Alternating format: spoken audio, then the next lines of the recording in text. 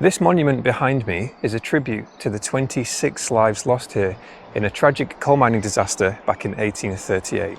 And to be more specific, it was 26 children. This disaster brought attention to the dangerous and frankly nasty working conditions many children were subjected to at this time working underground in the coal mines. But what exactly happened here and what was the aftermath? How did the nation respond? Well, we're going to find out today as we explore the story behind the Huskar Pit disaster. Firstly, we're going to walk to where this event happened. Then we're going to come back, take a closer look at the monument, and hopefully at the end of this video we'll be able to make our way inside the church, because I've been told that inside there is something that's connected to this whole event. Before that though, we need to do a little bit of walking, so let's go. Now today we're in a village called Silkstone, which is in Barnsley in South Yorkshire. Now Barnsley itself is an area which has a very rich history in coal mining. Many different stories that could be told from here, but today we're focusing on Silkstone. And this one takes us all the way back to 1838, not too far away from its 200th year anniversary. And that's a date some of you might recognise because it was the year of Queen Victoria's coronation. And that's an event that in hindsight played a little bit of a crucial role in what was to come here in Silkstone. What an amazing day. Really getting some good luck with these videos recently. So why is the coronation relevant? Well, it happened 6 days before this event took place. And around that time, of course, there were nationwide celebrations. And in fact, the coal pit here closed down in honour of this, reopening 6 days later on July 4th, 1838. Nearly walked headfirst into this caterpillar then. Now, according to the records, in the time following this closure, everybody in the pits was working hard to make up for lost time. It's not clear to me whether this motivation to make up for lost time came from the workers or from the owners of the coal mine. Now, coal mine owners, many of them pretty notorious for, let's say, not prioritising the workers. That's in some cases a huge understatement. But whatever the fact may have been, it sounds like they were under some pressure when they returned to work on July 4th.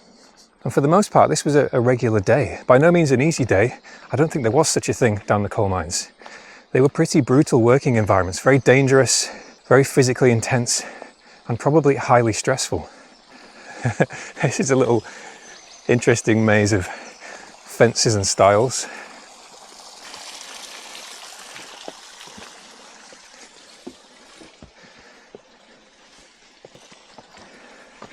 What's this for? Dogs. Oh, it's a... Oh. I've never seen that before. I'm not 100% sure where we're going, but I think it's this way. We'll soon find out. So on the 4th of July, everybody was back at work. And one thing I didn't specify yet, I told you it was 26 children at the monument back there. But the age ranges we're talking about, in terms of the people who lost their lives here, was from 17 at the top, all the way down to 7. Something that's very hard to imagine in 2025. But back then, child labour was standard. It was normalised and accepted. And it's a term that I think oversimplifies what it represents. Because back then, it could have meant working in some relatively safe positions on a farm, for example, in agriculture. But it also could have been children working underground in the pitch black, risking their lives every day. In other words, the breadth and scope of the jobs available to children was enormous, and the dangers ranged massively. So what went wrong that day? Well, it was nothing like it is today, because they had a huge storm, massive amounts of rainfall, thunder firing through the skies. So much so that the engine used to operate the pulleys that would lift people in and out of the mine stopped working, leaving many people stuck inside the mine. Now at this point, a group of children were instructed to stay and wait at the base of the main mine shaft. And they must have been terrified because they didn't know what was coming next. They could hear all this thunder rolling through the skies. And it's said that the sound of thunder can resemble fire damp when you're down in the mines. Now, fire damp is a term given to any kind of explosive gas that can be found down there. So this was one of the greatest dangers for people working in the mines, unplanned and deadly explosions. So much so that if you were really worried, you might extinguish your only source of light, your candle. And as time went on, it didn't look like help was about to arrive. So the children, probably terrified, came up with a plan B. They decided to make their way towards a drift shaft at Huskar Pit. Now, a drift shaft, compared to a vertical mine shaft, is more like a near horizontal passageway. In other words, a tunnel that you could walk up and down on foot. So it made sense, if it looks like things are getting worse and you need a way out, to head for one of these drift shafts. It was a good decision, but one thing they couldn't have known was what was happening outside on the surface.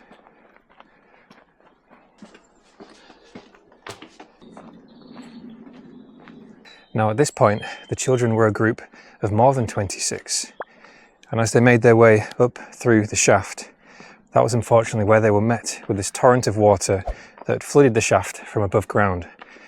And unfortunately, 26 of them lost their lives right there.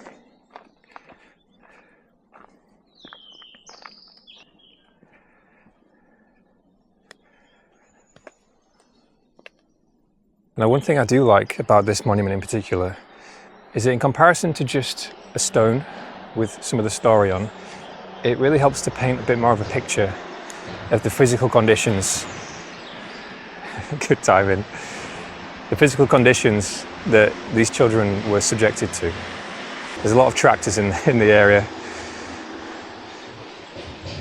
Now, this woodland is called Nab's Wood, and somewhere in here is the actual pit entrance where this incident happened. I'm not going to go out of my way to look for it, but we are going to have a walk around the trail and see what we can find. Now, as you can imagine, the aftermath of an event like this was pretty significant. The coal mining industry, it wasn't an industry that wasn't known for danger and, unfortunately, fatalities, not by any means. But an accident like this, with so many children involved, really started to open people's eyes to what was going on underground. The funeral for these children was held 3 days later, and not just people from Silkstone, but many people from the surrounding areas came to pay tributes and respects.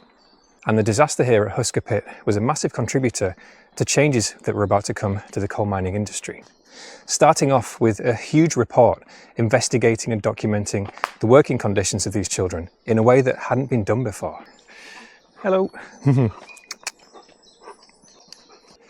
This report took 2 years to complete and publish, and it was a huge eye-opener for many people who, up until then, just didn't have much of an idea what was going on down there. It was very detailed and graphic in some senses, and had first-hand accounts from children who had been working in the mines, really painting a picture of the physical conditions they were forced into, working in pitch black sometimes, full days work, 12-hour days. There was a few different roles the kids were involved in at that time. For example, trappers, children who would have to just sit there, opening and closing ventilation doors all day, and then hurriers who would be transporting the coal through these narrow passages. And in that instance, many children would be working on their hands and knees, dragging massive weights all day long. It was a huge physical effort. And in some coal mines, these children were just working naked. The list goes on.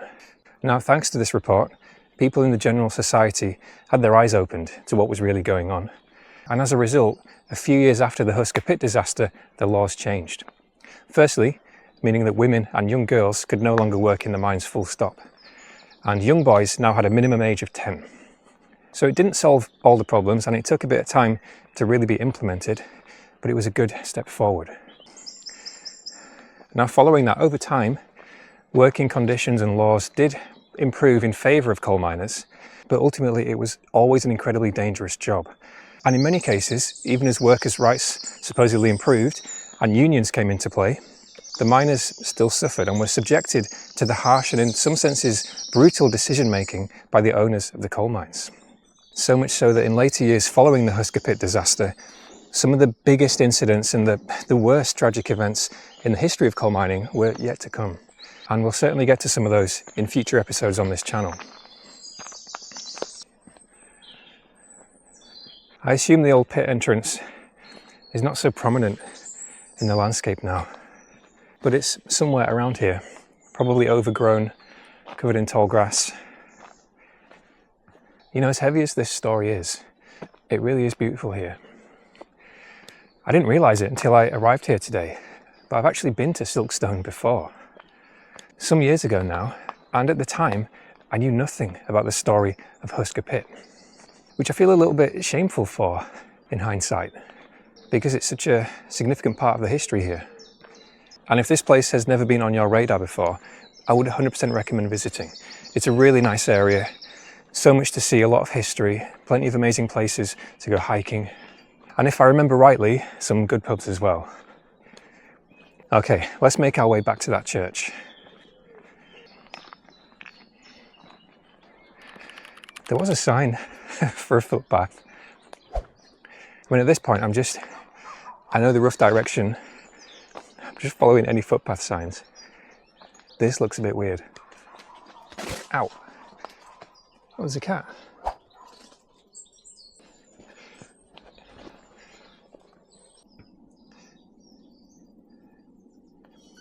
Nope. I like it around here. It's nice. Also, I just can't believe how lucky I've been with the weather today. Yesterday, full cloud. Tomorrow, cloud. Today, just pure blue skies. The only mistake I've made is wearing jeans. When I arrived here though, I got here about 8 in the morning. It was 8 degrees then, apparently, and supposedly 11 degrees now. I guess that's just the atmospheric temperature. But when you're in the sunshine, it's warm. Okay, anyway, to the church. Uh-oh. These cows were here when I came out earlier. Sorry, that's a horse. That's a cow though. But they were way further out in the field.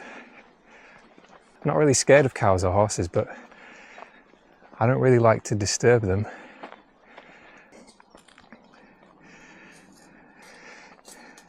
Hello.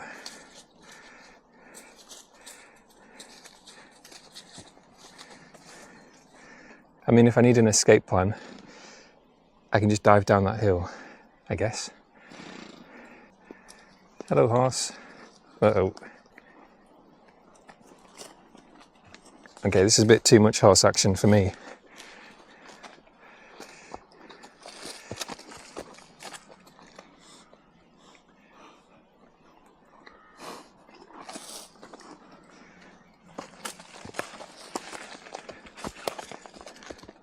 I mean, I know horses and cows don't really attack people.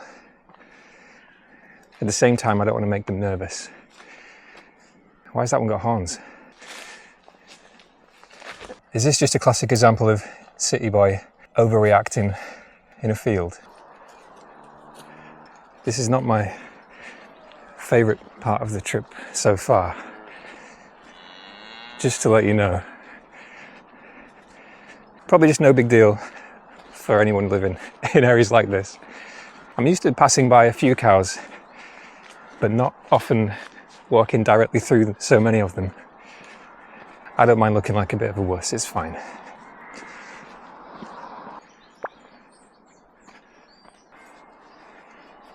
These, by the way, if you've ever wondered and noticed these in graveyards or cemeteries, it's when there's been a recent burial, but they haven't yet had enough time for the ground to settle. So they'll sit like this for a little while, and once the ground's settled, they'll come in, tidy up the grave, and place the monuments, the gravestones. It says this monument was erected to perpetuate the remembrance of an awful visitation of the Almighty, which took place in this parish on the 4th day of July 1838. On that eventful day, the Lord sent forth his thunder, lightning, hail and rain, carrying devastation before them, and by a sudden eruption of water into the coal pits of R.C. Clarke-esque, 26 human beings, whose names are recorded here, were suddenly summoned to appear before their Maker. I'm hesitant to comment on this, but reading that in 2025, the phraseology feels quite heavy-handed. And it goes on to say, "Reader, remember, every neglected call of God will appear against thee at the day of judgment. Let this solemn warning then sink deep into the hearts and so prepare thee, that the Lord, when he cometh, may find thee watching." So it's almost like a warning. And it kind of matches with a number of records from the time that suggest that this event was, to an extent, accepted. The laws weren't blamed, the owners of the coal mines weren't blamed. and it's a little bit of a reflection, I suppose, if we can say that, on the attitudes at the time. Not a criticism, but just an observation of the differences between then and now. On the left side, the mortal remains of the females are deposited in the graves at the feet of the males as undernamed. Catherine Garnett, aged 11, Hannah Webster, aged 13, Elizabeth Carr, aged 13, Ann Moss, aged 9, Elizabeth Hollings, aged 15, Ellen Parker, aged 15, Hannah Taylor, aged 17, Mary Sellers, aged 10, Elizabeth Clarkson, aged 11, Sarah Newton, aged 8, and Sarah Dukes, aged 10. Something else interesting about the inscriptions is the character for the S, which we saw on the front as well. I've never seen it look like that before. And on the right hand side, we've got George Birkinshaw, aged 10, Joseph Birkinshaw, aged 7, Isaac Wright, aged 12, Abraham Wright, aged 8, James Clarkson, aged 16, Francis Hoyland, aged 13, William Attic, aged 12, Samuel Horn, aged 10, Eli Hutchinson, aged 9, George Garnett, aged 9, John Simpson, aged 9, George Lamb, age 8, William Womersley, sorry if I'm reading that wrong, aged 8, James Turton, aged 10, and John Gothard, aged 8. Now, not only does this monument stand here as a strong tribute to what happened and the children who lost their lives, but it's also now the logo of the local school. So it really is well and truly immortalised. Now, one last challenge. Is the church open? I'm not just going to walk in with my camera, I'll go and ask first. And if that worked, then we'll just teleport there in a second. In 3, 2, 1. I think it's closed. There's no information on the website about public opening hours. So we're going to have to try and get a look in from the outside.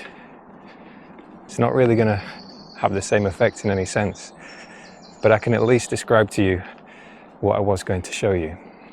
It's this window here.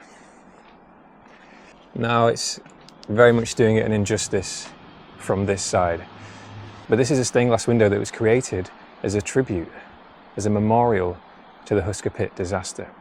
You can find images of this online if you want to have a proper look, because what it depicts is the flood. From what I've read, it was intentionally made to look childlike, a little bit like a colouring book. And we can kind of see in that central column, it depicts the water flowing down through the earth and in to the coal pit. And these waves that you might be able to see at the bottom, each one of those panes has the name and age of one of the children who was lost in that incident. Not quite the ending to this video I hoped for, but we got to see it in some sense. We know that it's there. If you do end up coming to visit Silkstone, have a look and see if this place is open, because you might be able to see it from the inside and get the full view of the stained glass window. If you've ever been to Silkstone and you know something about this story that I haven't shared, please let us know in the comments, and as always, feel free to correct me on anything that I might have been mistaken with. If you have never been and you've never maybe heard of Silkstone before, I can definitely recommend it. As I said earlier, there is so much to see, so much in terms of outdoors and hiking and nature, and from my experiences today, it's just a really nice place. I've met a lot of friendly people in between filming. So from the graveyard of Silkstone, thank you so much for watching. Thank you for making these videos possible, supporting recently. Everyone who's been liking, commenting, sharing, watching, subscribing, everyone who's been gifting in the comments, and of course, every single one of you who's now part of the monthly memberships on YouTube. Thank you for making these trips possible. We're going to be somewhere very different next time, but you'll have to tune in to find out where that's going to be. So fingers crossed, I'll see you there.